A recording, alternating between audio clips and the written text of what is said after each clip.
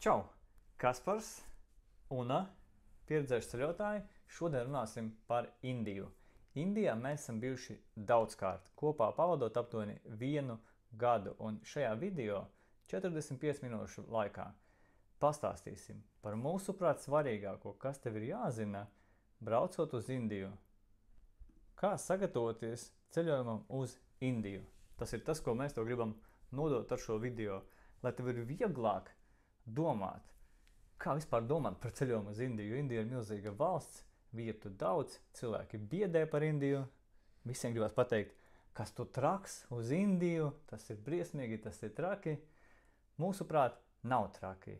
Mūsuprāt, var braukt. Un šajā video runāsim tieši par praktiskajām lietām.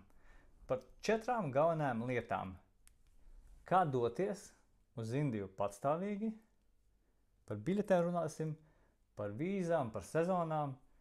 Otrais, kā pārvietoties Indijā. Un ir sagatavots speciāls materiāls par Indijas autobusiem un vilcieniem. Ar vienu no transportiem mēs vispār neieteiksim nevienam braukt. Jā, skatoties tālāk, lai uzzinātu. Kas tas būs, jā. Jā. Trešais, ko apmeklēt Indijā. Runāsim par top pilsētām un vietām, kas mūsu pieredzē ir tās vietas, kur tiešām vajadzētu braukt vai vismaz padomāt, ka tur varētu braukt. Un ceturtais, runāsim arī par cenām Indijā.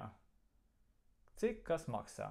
Transports, viesnīcas, istabas un tā tālāk.